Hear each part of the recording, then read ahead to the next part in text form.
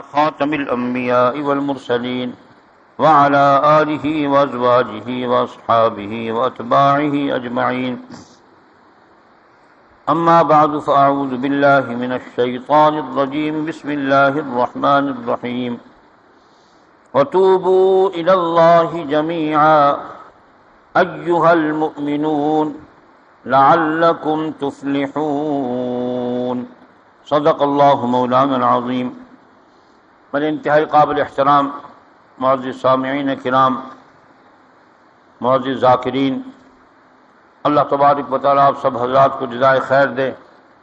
میں تو جتنی بھی دعائیں کرتا ہوں آپ حضرات کے وسیلے سے کرتا ہوں کہ یہ لوگ خلوص کے ساتھ میرے اللہ آئے ہیں. میرے خلوص کا تو مجھے بھی پتہ نہیں کہ میں مخلص ہوں یا نہیں. ان حضرات کے خلوص کا اللہ آپ سب کو پتہ ہے. ان کی برکت سے ہماری دعاؤں کو قبول فرما. آپ خوش نصیب ہیں کہ آپ کی برکت سے مجھے بھی حیا آ جاتی ہے اور میں بھی اللہ کے ذکر میں مشغول ہو جاتا ہوں. یہ حقیقت بیان کر رہا ہوں، اپنا حال بہت گندا ہے. دعا فرمائیں اللہ پاک میرے حال کو ٹھیک کر دیں.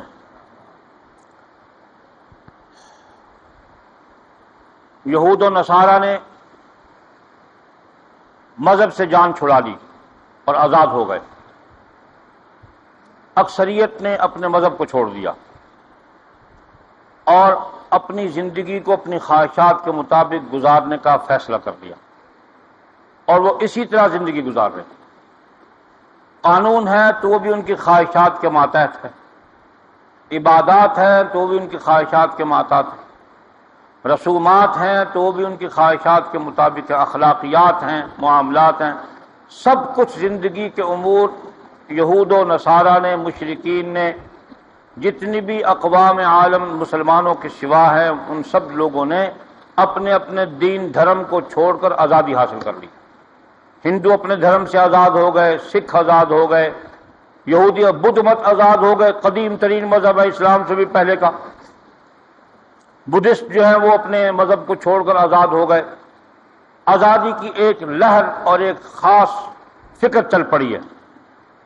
وہی محنت کافر مسلمانوں پر کر رہے ہیں کہ مسلمان بھی اپنے دین دھرم سے آزاد ہو جائے، اور یہ بڑی قوت کے ساتھ محنت ہو رہی ہے. آپ مشاہدہ عالم کر لیں، جتنے بھی مسلم ممالک ہیں ان میں یہی محنت ہو رہی ہے کہ وہ لوگ دین سے آزاد ہو جائیں، دین کو ذات تک محدود کریں، مملکت کا حصہ نہ بننے دیں. اس وقت امریکہ، پورا یورپ اور پوری کفر کی دنیا اس بات کے ساتھ بہت قوت کے ساتھ عمل کر رہی ہے کہ پاکستان اور وہاں جہاں دین کا کام مضبوطی کے ساتھ ہو رہا ہے، افغانستان ہو، ہندوستان کے مسلمان ہم سے زیادہ قوت میں ہیں. یہ تعصب کی بات نہیں ہے، وہ ہم سے زیادہ ایمان والے ہیں، ہم سے زیادہ اعمال والے ہیں. ہم بے پرواہ ہو گئے ہیں، ان کو پرواہ ہر وقت کفر کے ساتھ مقابلہ ہے. بنگلہ دیش کے مسلمان، فلسطین کے مسلمان، سوڈان کے مسلمان، نائجیریا کے، الجزائر کے، ترکی کے وہ مسلمان جو صحیح معنی میں اب تک اپنے دین پر قائم ہیں، یہ سب لوگ، ان پر یہ محنت ہو رہی کہ لوگ دین کو چھوڑ کر عقل پر آ جائیں. کفر ہم کو اپنی عقل پر لانا چاہتا ہے کہ عقل کو معیار بناؤ، دین کو معیار نہ بناؤ. جو عقل کہے اس کے مطابق کام کرو. جنگ اس وقت وحی اور عقل کی ہے. مسلمانوں نے کفر کا کہاں مان لیا ہے؟ حکمرانوں نے، پاکستان کے حکمرانوں، مصر کے ہوں، ترکی کے ہوں، شام کے ہوں، عراق کے ہوں، ان سب نے دین کو صرف ایک نمونہ بنایا ہوا ہے دکھانے کا، عمل نہیں ہے. اور یہ بڑی قوت کے ساتھ بات پیدا کی جا رہی، جب لوگ دین سے اپنے آپ کی آزادی حاصل کر لیں گے تو گناہ اور ثواب کا تصور ختم ہو جائے گا. دین ہی گناہ اور ثواب کا، آخرت کا، سزا اور جزا کا، قبر، حشر نشر کا تصور دین دیتا ہے. جب دین سے آزادی حاصل کر لی جائے گی تو آخرت کا فکر ختم، جزا سزا کا فکر ختم، حلال و حرام کا فکر ختم، اور حیا و بے حیائی کا تمیز ختم، اور پھر گناہ اور ثواب کا تصور ختم، اجر و ثواب کا تصور ختم، اور قیامت میں اٹھ بیٹھ کر پھر حساب و کتاب کا تصور سب ختم. بس پھر زندگی ہے، گزارو، موج کرو، مر جاؤ. اس وقت سب سے زیادہ جو محنت ہو رہی ہے اس بات پر ہو رہی کہ لوگوں کے اندر گناہ کا احساس ختم کر دو. آپ دیکھ لیجیے معاشرے میں رہتے نہیں ہیں، گناہ کا احساس موجود ہے خال خال. جب عقیدے پر ضرب پڑے گی، عقیدہ ختم کر دیا جائے گا، بنیادی اعمال ختم کر دیے جائیں گے، ہمارے مرکز کو ہم سے جدا کر دیا جائے گا، ہمیں مرکز سے ہٹا دیا جائے گا، تو پھر احساس گناہ ختم ہو جائے گا.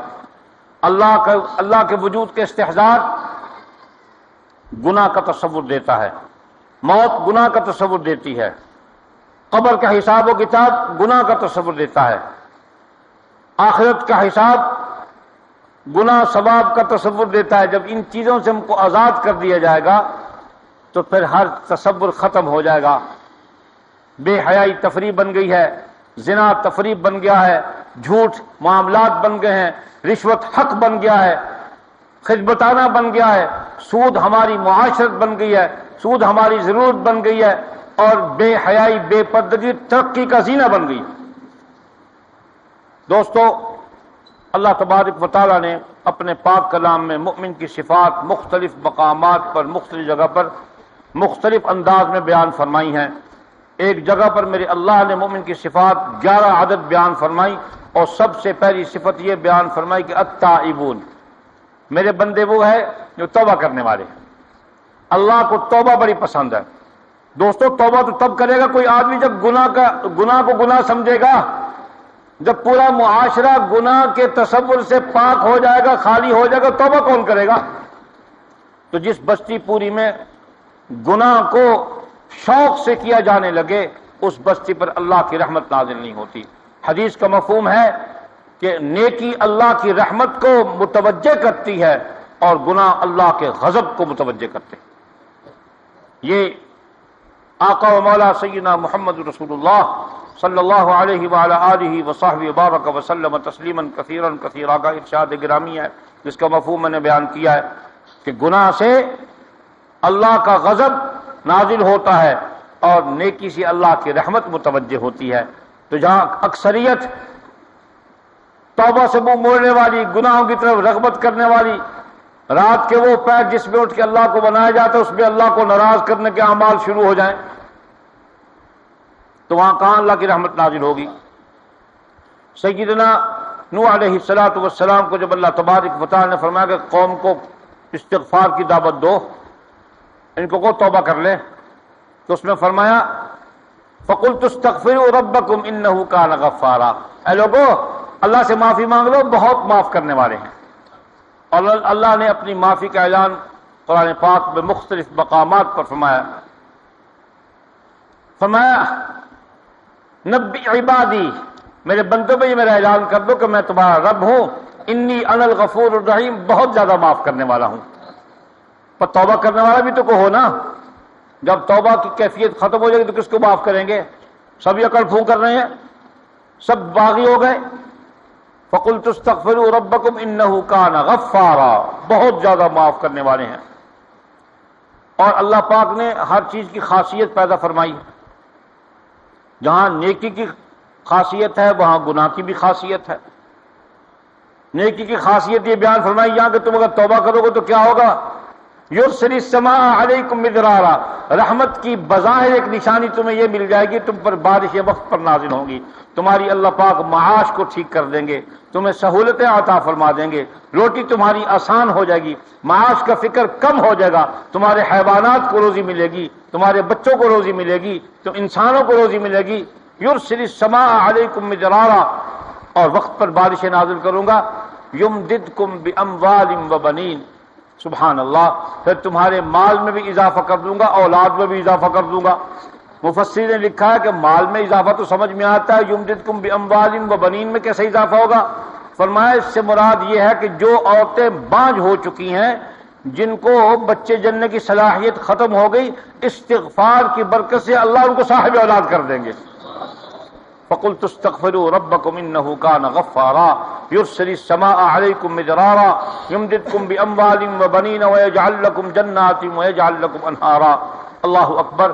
تو دوستو، حدیث پاک میں آتا کہ اگر کوئی مخلوق ایسی ہو کہ وہ اس میں کوئی گناہ کرنے والا ہی نہ ہو تو اللہ جل شانہ ایسی قوم کو پیدا فرمائیں گے جو گناہ تو کریں گے، گناہ کو گناہ سمجھیں گے، توبہ بھی ساتھ کریں گے. اللہ کو توبہ بڑی پسند ہے. نبی علیہ الصلوۃ والسلام سے گناہ سرزد ہوتے تھے. انبیاء معصوم ہیں، یہ ہمارا عقیدہ ہے. انبیاء معصوم ہیں، اللہ پاک ان کی ہر قسم کی عصمت کی حفاظت کرتے ہیں. سیدہ حلیمہ سلام اللہ علیہا فرماتی ہیں کہ جب میں حضور اقدس صلی اللہ علیہ وسلم کو لے کے اپنے پاس پہنچی تو جب پہلی مرتبہ وہ روئے تو میں سمجھ نہ سکی، دودھ تو پلا دیا، اب کیوں رو رہے ہیں. اندر جا کے دیکھا تو آپ کے سطر سے کپڑا ہٹا ہوا تھا. میں نے کپڑا دیا، آپ خاموش ہو گئے. یہ پہلا میرا مشاہدہ تھا.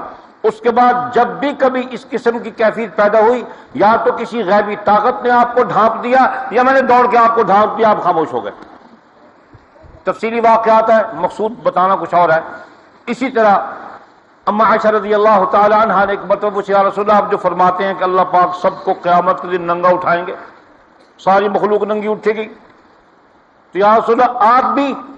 فرمایا نہیں، میں نہیں، مجھے اللہ قبر سے ہی جنت کا خلا پہنا کر باہر نکالیں گے. وہ لباس جو پہلے پہنا ہوا تھا وہ تو ہے ہی سلامت. جس لباس سے آپ کو دفن کیا گیا نہ وجود خراب ہوگا نہ وہ لباس خراب ہوگا قیامت تک. اللہ نے زمین پر حرام کر دیا اس بات کو کہ نبیوں کے جسموں کو خراب نہیں کرے گی، حفاظت کرے گی. جس قوت نے اس کو طاقت دی تھی جسموں کو کھانے کی، اسی قوت نے روک دیا کہ اب کھانا نہیں، حفاظت کرنی ہے. تو فرمایا میرا اللہ مجھ کو قبر سے ہی جنت کا حلہ پہنا کے باہر نکالیں گے. لیکن وہ ذات بھی یومیہ استغفار فرماتے تھے. بتانا یہ تھا کہ معصوم ذات جس کی طرف گناہ کی ہوا بھی نہیں آ سکتی، تصور کرنا خود ایمان کو ضائع کرنا کہ نبی سے بھی گناہ ہو سکتا ہے، استغفر اللہ العظیم. اور بعض مفکرین نے کہہ دیا کہ استغفر اللہ، نبی اپنے منصب میں کوتاہی کرتے رہے. جب نبی نے منصب میں کوتاہی کی تو پھر وہ نبی کہاں رہ گیا؟ نبی کہاں رہ گیا؟ ہم سے کوتاہی ہو سکتی ہے، نبی تو مامور ہے وحی کا، کیسے کوتاہی کرے گا؟ اس کو تو چلاتا ہی اللہ ہے. بات سمجھ میں آ گیا آپ حضرات کو؟ تو استغفار کی بڑی خصوصیات ہے. استغفار سے اللہ تبارک و تعالی مصیبتوں کو دور فرماتے ہیں، بلاؤں کو دور فرماتے ہیں، بیماریوں سے نجات عطا فرماتے ہیں، تنگ دستی سے نجات ہوتی ہے. ایک حدیث کا مفہوم ایسا ہے، رسول کریم علیہ الصلوۃ والسلام نے فرمایا جو آدمی کثرت سے استغفار کرتا ہے اللہ اس کو غیب سے ایسی روزی عطا فرماتے جس کا وہ تصور بھی نہیں کر سکتا. تصور نہیں ہوتا اس کو بھی کہاں سے آ جائے گی. یہ استغفار کی ادنا خصوصیت ہے. بقیہ استغفار کے فوائد تو آنکھ بننے کے بعد پتہ چلیں گے کہ قبر میں کیا نفع دے گی، حشر میں کیا نفع دے گی. تو اللہ تبارک و تعالیٰ فرماتے ہیں وَتُوبُوا إِلَى اللَّهِ، اور ایک کو نہیں فرمایا وَتُوبُوا إِلَى اللَّهِ جَمِيعًا، سب کے سب توبہ کرو. ایھا المؤمنون، کافروں سے تھوڑا کہا ہے، ایمان والوں سے کہا ہے کہ تمہارے گناہ اور ثواب پر اجر اور جزا ملنی ہے. تم توبہ کرو اپنے گناہوں کی تاکہ تمہارا گناہ معاف ہو جائے اور تمہارے نام اعمال صاف ستھرے ہو جائیں. تو کیا فرمایا وَتُوبُوا إِلَى اللَّهِ، اللہ کی طرف جھک جاؤ، اللہ کی طرف رجوع کرو، اللہ کو یاد کرو. ایھا المؤمنون لعلکم تفلحون، اس کا ثمرہ بتا دیا، نتیجہ نکال دیا کہ تمہارے گناہوں کی توبہ کے وجہ ہوگا کیا کہ اللہ تم کو کامیاب کر دیں گے. کامیابی کا راز بتا دیا کہ تمہاری کامیابی کا راز تمہاری مشکلات سے نجات اور مسائل میں کامیابی ہے. جیسے وہاں دوسری آیت میں فرمایا یا ایھا الذین آمنوا اتقوا اللہ وقولوا قولا سدیدا یصلح لکم اعمالکم ویغفر لکم ذنوبکم. اے ایمان والو اللہ سے ڈرو. ڈرے گا تبھی گناہ سے بچے گا نا، جب نہیں ڈرے گا کیسے گناہ سے بچے گا؟ چور کو ڈر ہوتا ہے کہ مالک جاگ رہا ہے، وہ گھر میں نہیں گھستا، اس کو پتہ ہے پہرے دار گن لے کے کھڑا ہے، گھر والے جاگ رہے تھوڑے سے غافل ہوئے نہیں اور جھٹکا کیا نہیں انہوں نے. یا ایسا پتہ چلے حاکم سخت آ گیا، مضبوط تھانے دار آ گیا ہے اور وہ کسی کو نہیں چھوڑتا، وہ علاقہ خالی کر جاتے ہیں چور. دوستو ایسے اللہ پاک کا ڈر جب انسان کے اندر پیدا ہو جاتا ہے تو گناہ قریب آنے سے گریز کرتے ہیں، گناہ کے احوال سے آدمی بچتا ہے. اور جب ڈر ختم ہو جائے گا تو گناہ میں خود کودتا ہے. جیسے موجودہ حکمران گناہ کو ثواب بنانے پر مصر ہے کہ بے حیائی کو زندگی کا حصہ بناؤ، شراب کو زندگی کا حصہ بناؤ، زنا کو زندگی کا حصہ بناؤ، آزادی کو زندگی کا حصہ بناؤ، ان مولویوں سے جان چھڑاؤ. مولوی تو بیچارہ کچھ نہیں، وہ تو دین کی دعوت دینے والا ہے، دین بنانے والا نہیں ہے۔ اور عجیب بات ہے، سبحان اللہ، حضرت شاہ ولی اللہ نور اللہ مرکزو لکھتے ہیں کہ کسی نبی نے دین سازی نہیں کی، نکتے کی بات فرمائی، مسئلہ حل کر دیا، پرسوں ترسوں پڑا، روشن ہو گیا دماغ۔ فرمایا نبی کا منصب قانون سازی نہیں ہے، اللہ قانون بنا کے نبی پر نازل کرتے ہے، نبی نافذ کرتا ہے۔ اور سیدنا صدیق اکبر کی شان یہی بیان کی گئی کہ حضور علیہ الصلوۃ والسلام کے بعد سب سے پہلے آپ نے جو اہم کام کیا وہ نفاذ شریعت کا ہے، کہ شریعت کو نافذ کرنے میں مضبوطی کے ساتھ کھڑے ہو گئے۔ وہ نحیف الجثہ انسان، وہ رقیق القلب آدمی، وہ اس کام میں دیوار بن گیا، لوہے کی دیوار بن گیا کہ جو کام نبی کر کے گئے اس کو نہیں چھوڑوں گا، وہی کروں گا۔ تو فرمایا اتقوا اللہ وقولوا قولا سدیدا، سچی بات کہو، اللہ سے ڈرو۔ یہاں یصلح لکم اعمالکم کا میں نے ترجمہ جب دیکھا، تفسیر دیکھی تو فرمایا علماء کرام نے یصلح لکم اعمالکم سے مراد تمہارے اعمال کی اصلاح نہیں ہے، بلکہ یصلح لکم اعمالکم تمہارے اعمال قبول ہو جائیں گے۔ یعنی اللہ سے ڈرنے کی وجہ سے، سچ بولنے کی وجہ سے، گناہ چھوڑنے کی وجہ سے کیا ہو جائیں گے؟ تمہارے اعمال قبول ہو جائیں گے۔ جب آدمی کے اعمال قبول ہو جائیں گے تو کامیاب ہو جائے گا نا۔ یہاں بھی یہی فرمایا وَتُوبُوا إِلَى اللَّهِ جَمِيعًا أَيُّهَا الْمُؤْمِنُونَ لَعَلَّكُمْ تُفْلِحُونَ، تمہاری کامیابی اور فلاح اسی بات میں کہ گناہوں سے توبہ کر لو۔ اللہ تبارک و تعالیٰ ہمیں گناہ کی حقیقت سمجھنے کی اور اس سے بچنے کی اور لوگوں کو بچنے کی دعوت دینے کی، خود محفوظ رہنے کی، لوگوں کو محفوظ رہنے کی دعوت دینے کی توفیق عطا فرمائیں۔ والسلام علیکم ورحمۃ اللہ وبرکاتہ۔ بسم اللہ الرحمن الرحیم، الحمد للہ رب العالمین والعاقبۃ للمتقین والصلاة والسلام علی اشرف الانبیاء وخاتم الانبیاء والمرسلین وعلى آلہ وازواجہ واصحابہ واتباعہ اجمعین۔ ربنا آتنا فی الدنیا حسنہ وفی الآخرۃ حسنہ وقنا عذاب النار۔ یا مقلب القلوب ثبت قلوبنا علی دینک، اللہم مصرف القلوب صرف قلوبنا على طاعتك وطاعة حبيبك۔ ربنا تقبل منا انك انت السميع العليم، وصلى الله على سيدنا مولانا محمد وعلى آله وصحبه اجمعين، آمين برحمتك يا ارحم الراحمين۔